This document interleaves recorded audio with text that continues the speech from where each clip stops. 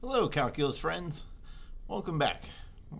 We're now in our second lesson in our study of limits. Limits are the foundation of everything in calculus, so it's essential that we understand them as best as possible. In the first lesson, we learned that a limit is a value that a function is getting closer and closer to as the x value gets closer and closer to some number. Hence, they're called the limit of a function at a value. We looked at answering the value of a limit based on a graph, a table of values, but that's really more of an approximation. In this lesson, we want to answer it analytically. Analytically basically just means using our algebra. So let's take a look at some of the properties of limits and see how we can use those to evaluate limits without relying on a table or a graph. In this first page of our notes for this lesson, you can see that we have quite a bit of limit properties. And it can be a little overwhelming to try and understand and study all of these right now, but let's just try and get some patterns. So to define these limit properties, I'm saying that there's a limit of f of x as x goes to c that equals some number L, and that the limit as x goes to that same c of g is m. And that just allows me to make concluding remarks about what the answers will be. So we have a sum rule. And the sum rule tells us that if you have the sum of two functions inside a limit, I can split the limit apart across the sum. So in other words, the limit of a sum is simply the sum of the limits. So that's going to make it easier for us. We can break the problem apart. The same is true with subtraction. If I have subtraction, I can break it apart. And now these next two are the product and quotient rules, and I want to be very careful with how I explain this. There are three things we're going to study in this calculus class very intensely: limits, derivatives, and integrals. Product and quotients being able to split up like this, only true with limits. You can only break apart multiplication and division like this with limits. And even then, you got to be careful. So we have a product rule that says if you have the product of two functions, and you can take the limit of each part and then multiply the results. So the limit of f times g is just simply the limit of f, which is L, times the limit of g, which is m. And the same is true with quotients. So in general, we can split apart these functions all different ways to help us find the limit. Next, we have our constant multiple rule, which says that if I have some constant k times a function, I can pull that out from the limit. Okay, next we have the power rule, which says that if I have an exponent around a function that I'm taking a limit of, I can pull that exponent out of the limit.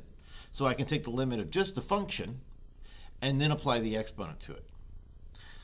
And lastly, we have the limit of a composite function, which says that if I have the limit of f of g of x, so I've got the function g inside the function f, well, I can take the limit of just g and then apply f to that result, which is basically exactly the same statement as the power rule, but now it's not just exponents, but it's all sorts of functions.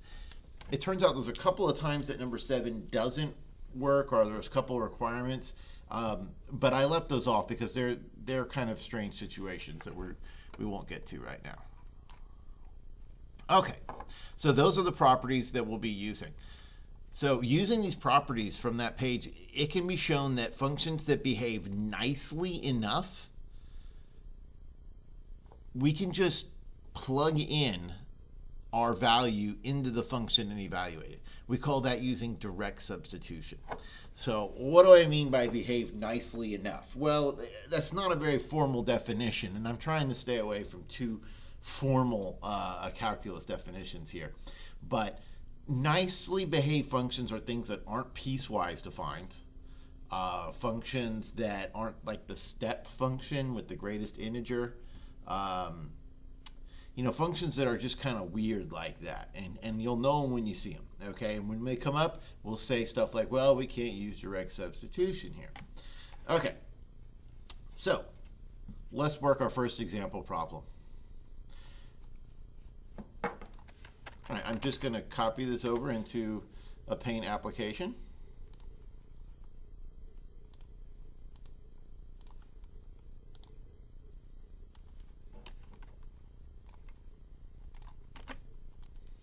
All right. Given that f of x is equal to x minus 5 and g of x equals x squared, evaluate the following. The limit as x approaches 1 of f of x. Okay, so these are both nicely behaved functions, so we can simply plug in and use direct substitution. So I'm going to say 1 minus 5, and my answer is negative 4. So the limit of f as x approaches 1 is negative 4. That means that as x gets closer and closer and closer to 1, the function's value is getting closer and closer and closer to negative 4. Now it turns out that in this case, f of 1 actually is negative 4. Remember, that's not a requirement for a limit to equal the function value, but in this case they do. All right, let's try the next one. The limit as x approaches 5 of g of x. In this case, I'll plug a 5 in, and 5 squared equals 25. So again, we have the case where a function's value is the same as its limit. The limit as x approaches 5 is the same as just f of 5. We were able to directly substitute without any problems. All right, next, we have the limit as x approaches 1 of g of f of x. Well, we could use our limit properties here and say, this is really just g of the limit as x approaches 1 of f of x. So let's do that. Well, don't we already know the limit as x approaches 1 of f of x? That's negative 4. So this is really just equal to g of negative 4. And g of negative 4 is 16. Okay? Now, if I'm not mistaken, you have some practice problems to do. So, expect a couple of twists and to make you think a little bit and apply what you've learned. That's what I like to do in my practice problems. Pause the video at this time. Please take your time to really give it your best shot, and then we will meet back together and go over them.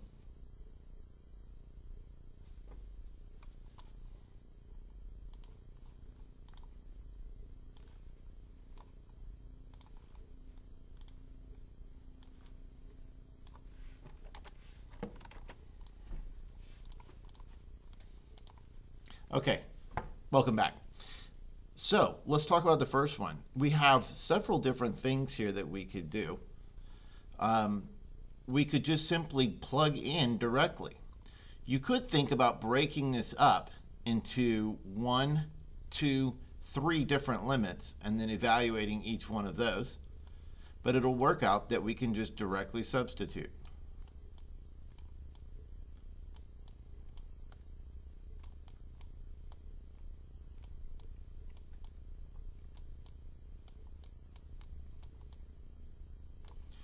So 4 times 4 is 16, minus 10 is 6, plus 2 is 8.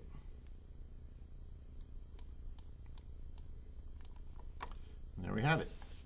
Okay, let's try the next one. The limit as x approaches negative 5 of cosine of pi x over 6. Well, unfortunately, we do have to have our unit circle memorized for AP Calculus, namely because of the multiple choice portion, because they would evaluate this completely. On the unit circle, the only thing you really have to have memorized is the first quadrant and the axes angles. So let's just quickly review what those are. And I'm probably butchering the unit circle, not drawing this proportionally, but it's close enough. All right, so in the very first angle,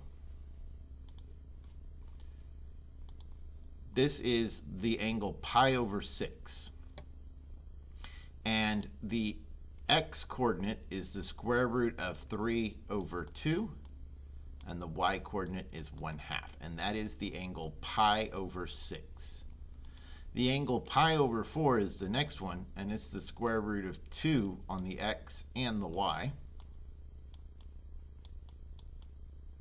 And the last one is the first one flip-flopped. So the x-coordinate is 1/2, and the y-coordinate is the square root of 3 over 2. And that is the angle pi over 3. So remember, pi over 3 is measured from here, is a bigger angle than pi over 6, and it's a bigger angle than pi over 4.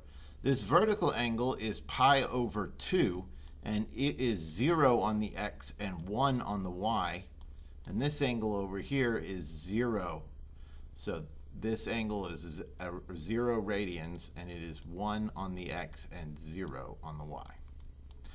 Okay, so enough review of that.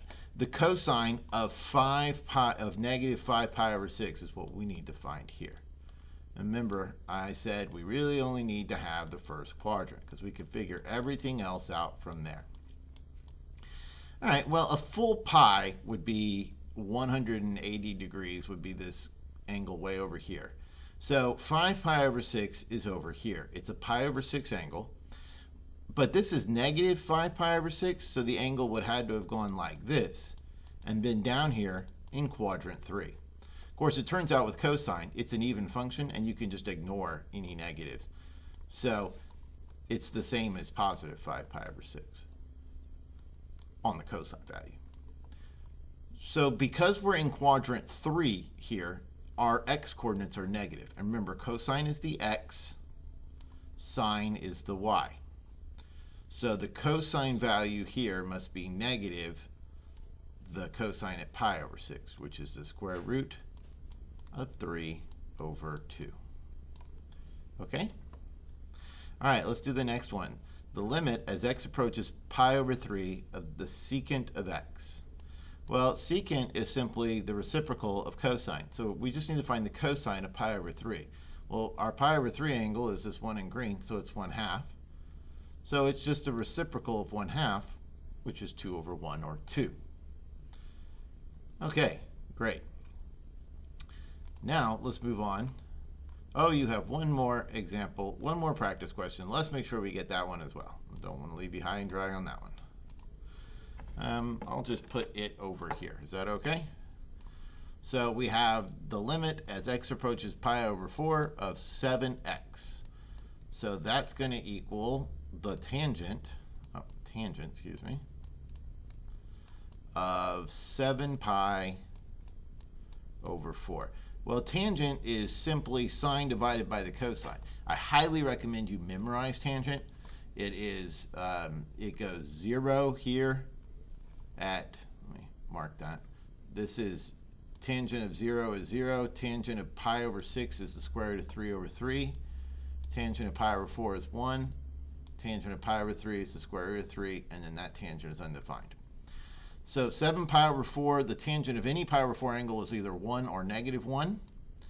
7 pi over 4 that's 1 pi over 4, 3 pi over 4, 5 pi over 4, 7 pi over 4 is in quadrant 4, where the x is positive and the y is negative. And since tangent is a quotient of sine divided by cosine, a negative divided by a positive is a negative.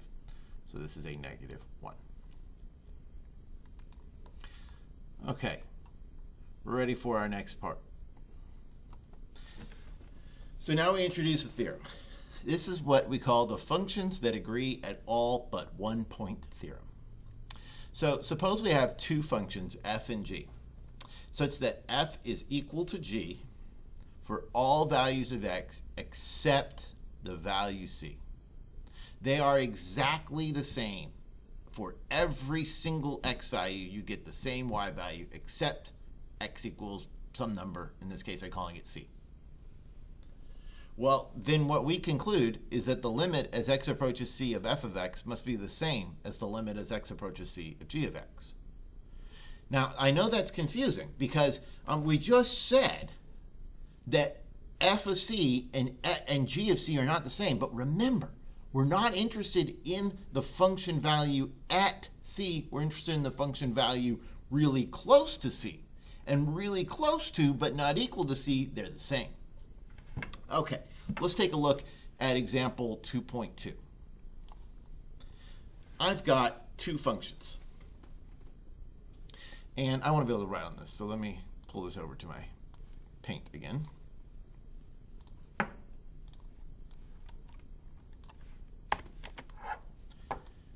All right, we're going to evaluate the limit as x approaches 3 of f of x and the limit as x approaches 3 of g of x in the two graphs. So let's take a look at the limit as x approaches 3 of f of x. Well, from what we learned yesterday, we've learned that a limit is what is the graph approaching as x value gets closer and closer to 3. And we said that it has to be approaching the same y value as I come from the left as when I come from the right side of 3. So based on what we learned yesterday, we should conclude that the limit as x approaches 3 of f is 0. But that's really an approximation because we didn't have a theorem that we have today. Let's come back to that one. What is the limit as x approaches 3 of g? Well, this one we can say with a large degree of certainty because I can see in the graph that g of 3 is 0. You know, I mean, maybe I'm not reading the graph correctly, but so it's still a little bit of an estimate, but that looks to be 0. Okay? So now these two functions are the same. They both have a slope of 1. They're lines that go through -3. These graphs are the same everywhere except at x equals 3 because there's a hole on f. But by the functions that agree everywhere at one point, we can conclude, this time analytically because we're using theorems, we can conclude that the limit as x approaches 3 of f of x is also 0. So that's just kind of a move from what we understood, what we grasped yesterday, to kind of nailing it down, connecting it to theorem. All right. So if a direct substitution fails, it doesn't work, we can use our algebra to rewrite the expression, and then we can evaluate using the functions that agree all at one point theorem. So let me show you how that works, and I'll try and use some graphs and a calculator to kind of clear it up. All right, so here's our first question.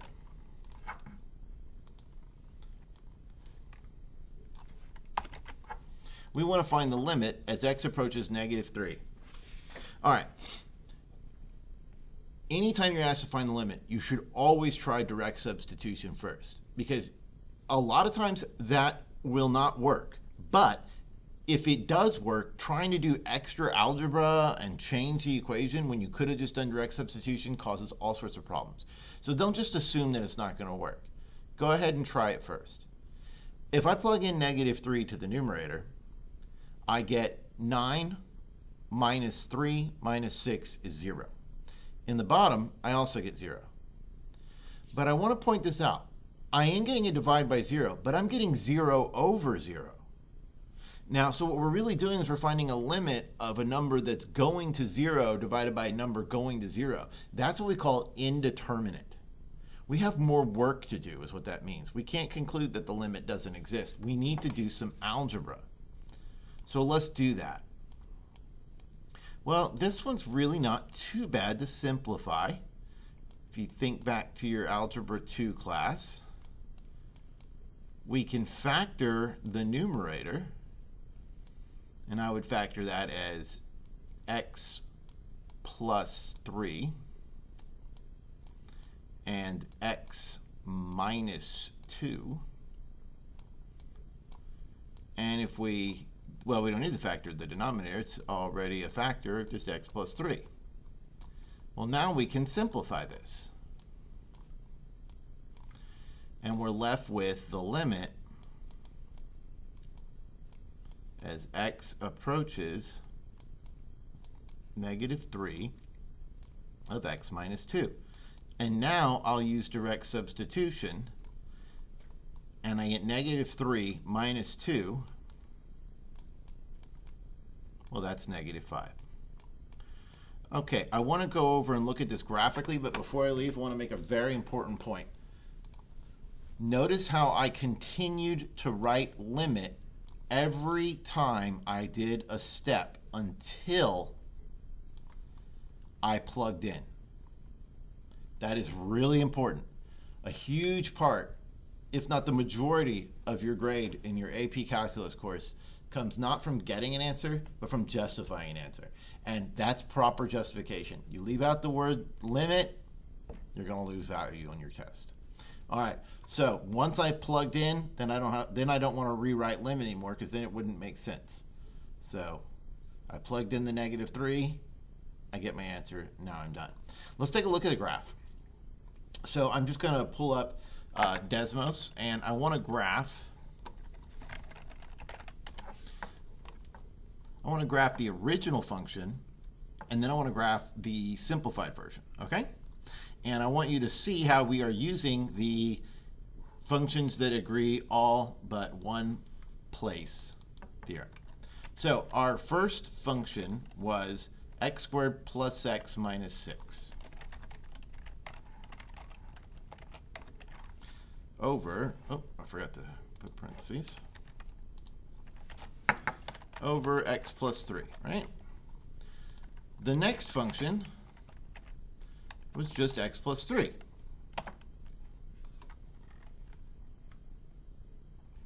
No, x minus 2, right? Yeah.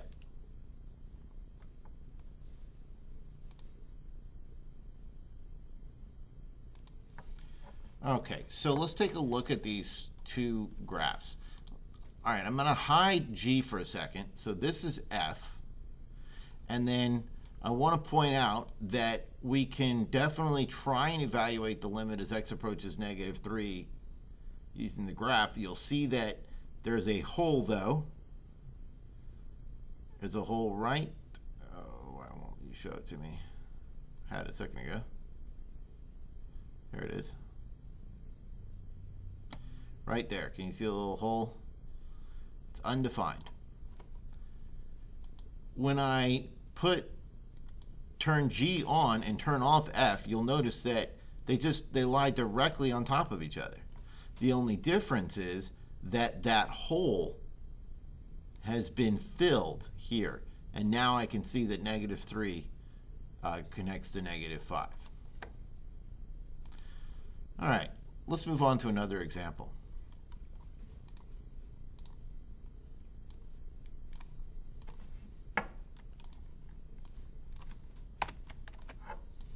All right, this time we have the limit as x approaches 4 of the square root of x minus 3 minus 1 over x minus 4.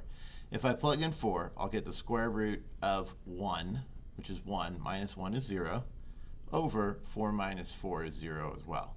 0 over 0 is indeterminate. I got more work to do. So you've probably heard of rationalizing the denominator. Probably learned how to do that in geometry class. Maybe you've forgotten, and that's okay. Well, we're going to be rationalizing the numerator. So what we're going to do is we're going to multiply by the conjugate.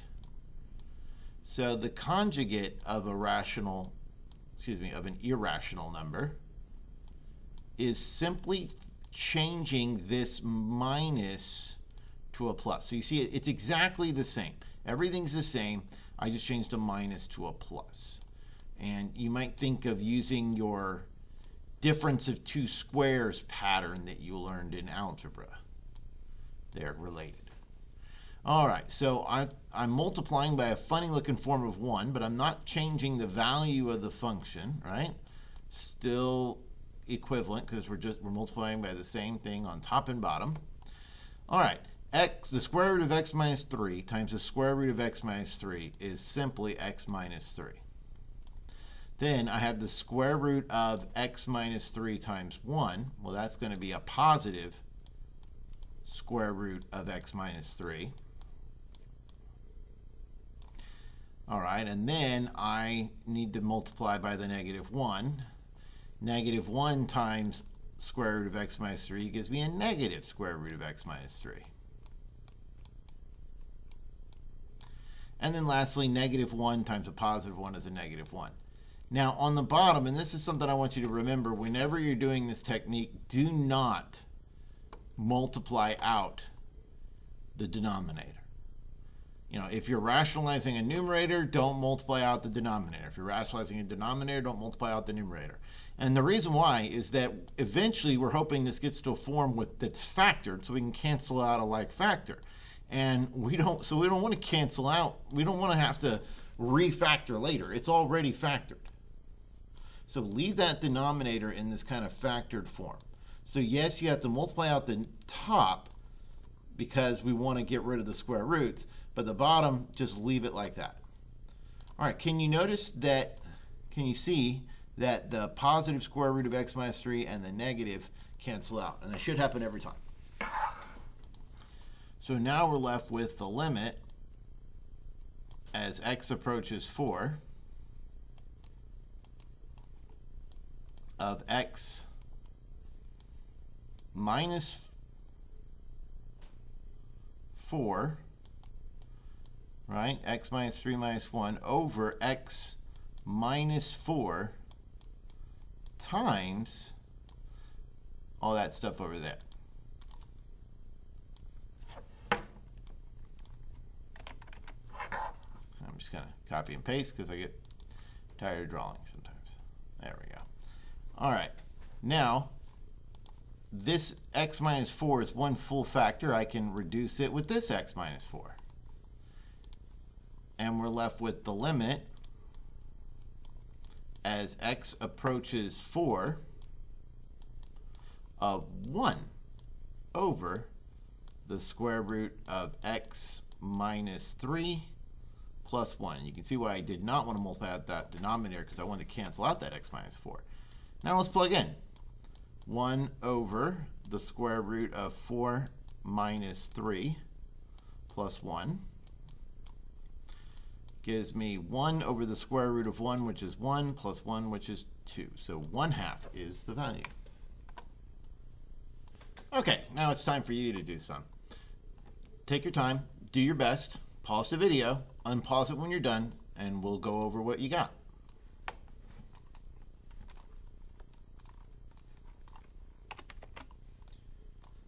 Okay, welcome back.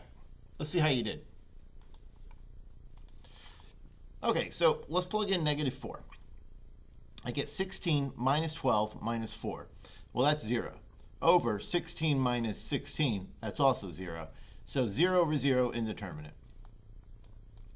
So let's try factoring.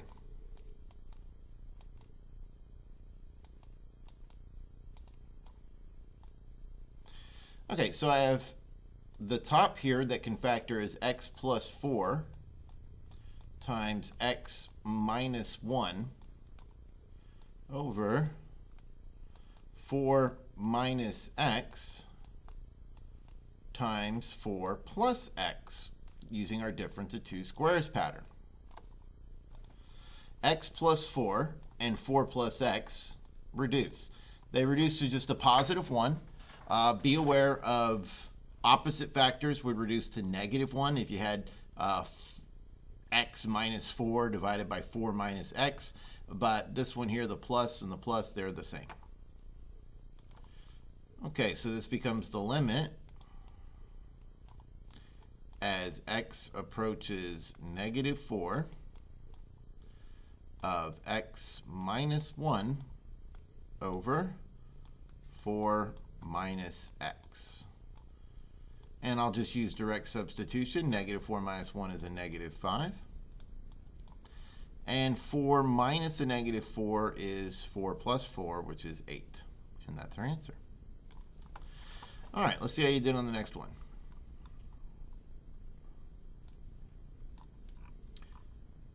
Give myself a little more room here. Okay, if I plug in 2 for x, I get the square root of 9, which is 3. 3 minus 3 is 0. And 2 minus 2 is 0, so it's definitely indeterminate. I'm going to multiply by the conjugate on top and bottom.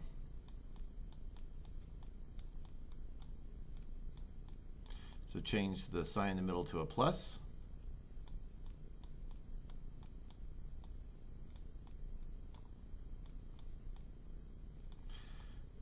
Okay, I'll multiply out the numerator, but I'll leave the denominator in its factored form. So this is going to become x plus 7 minus 9. So it's actually become an x minus 2. And on the bottom, I just have x minus 2 times the square root of x plus 7 plus 3.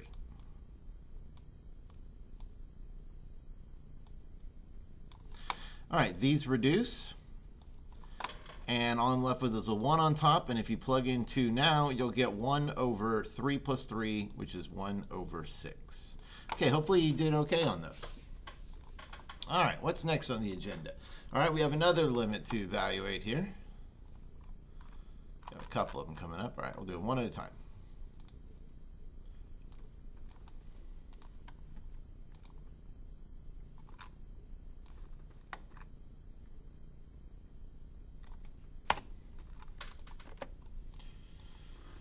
Okay, let's plug in 0 for x. We get 1/3 minus 1/3 is 0 in the numerator, and then of course 0 in the denominator, so it's indeterminate.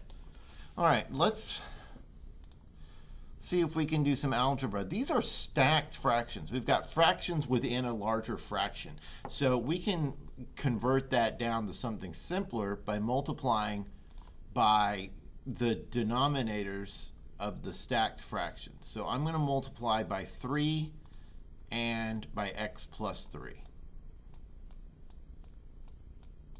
And I'm going to do that, of course, on the top and the bottom so that I keep the function the same. All right, so when I distribute here, I take the 3 and the x plus 3 to this first fraction, and that's going to cancel out these two here.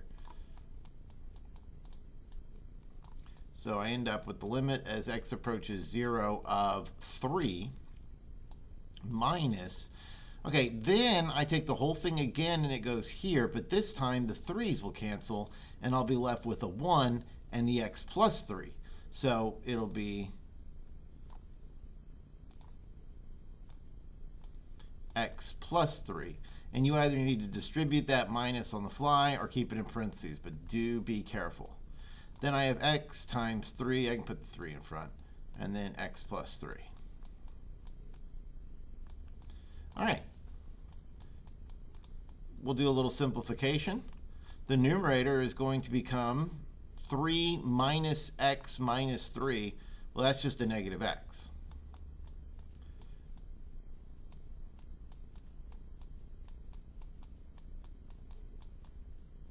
Now the x's will reduce, and I get the limit as x approaches 0 of negative 1 over 3 times x plus 3, and I'll go ahead and plug in the 0 for x. So I get negative 1 over 9. Okay? All right, let's do the next one.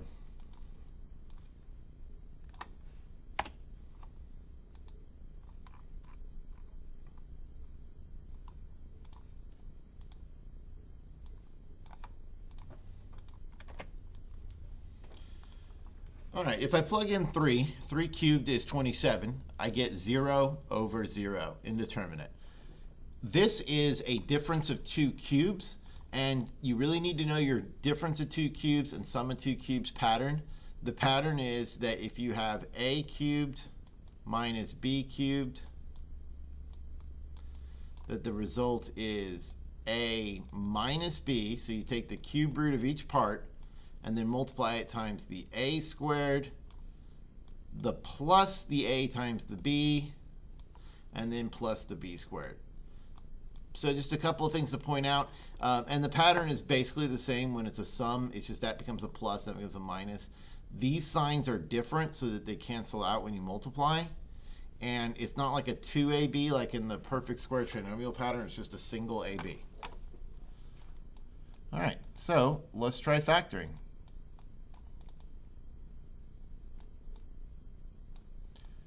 It becomes an x minus 3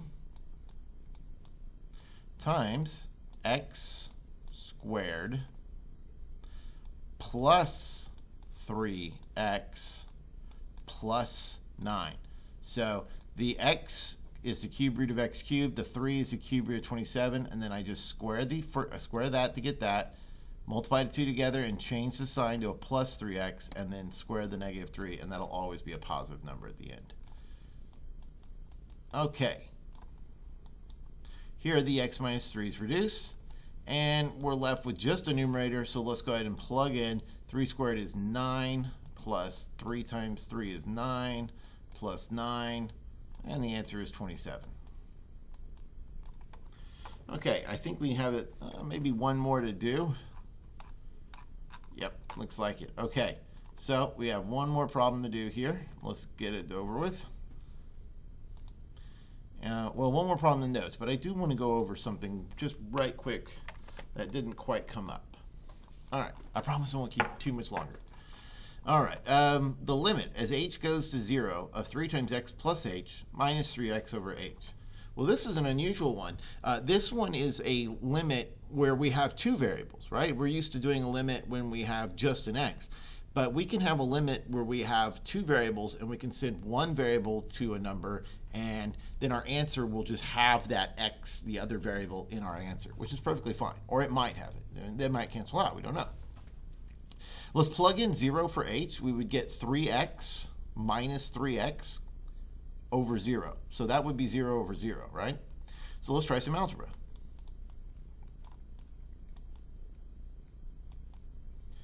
I get 3x plus 3h minus 3x all over h.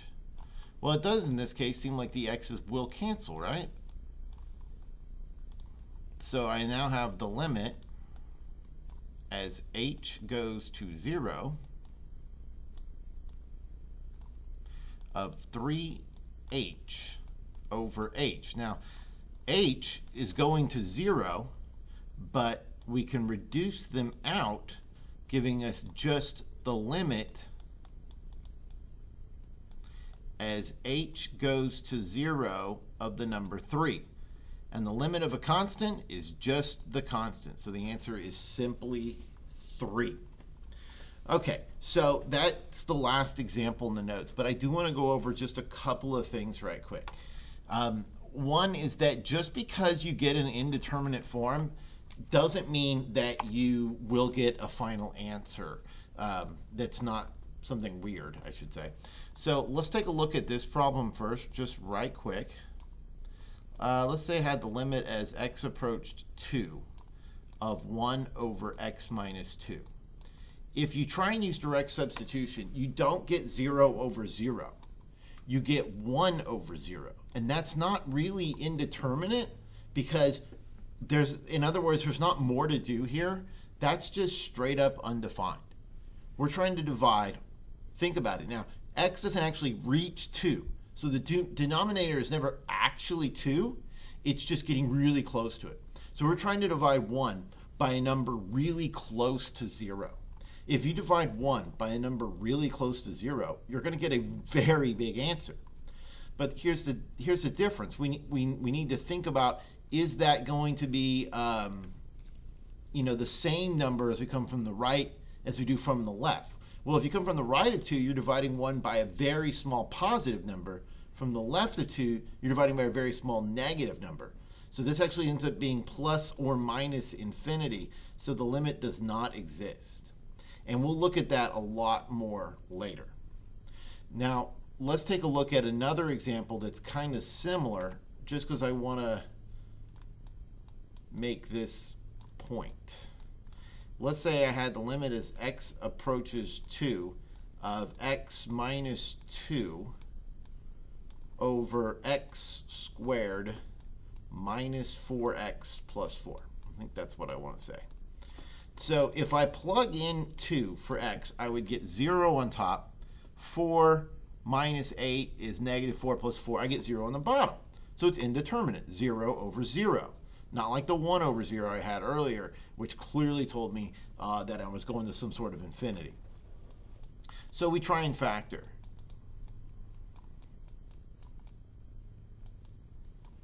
And I get x minus 2 over, now this factors on the bottom actually is x minus 2 times itself, or x minus 2 squared, we might say.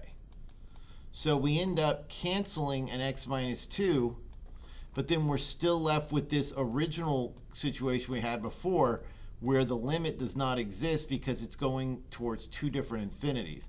And we will talk more about that specific situation in the coming lessons, but I wanted to make sure I drove that point home, that just because you get 0 over 0, just because you can factor in crossing out, doesn't necessarily mean that the limit has to exist. You could do your best, you could do a bunch of algebra, and it could still not exist. Okay, so good luck with that. Until next time, take care.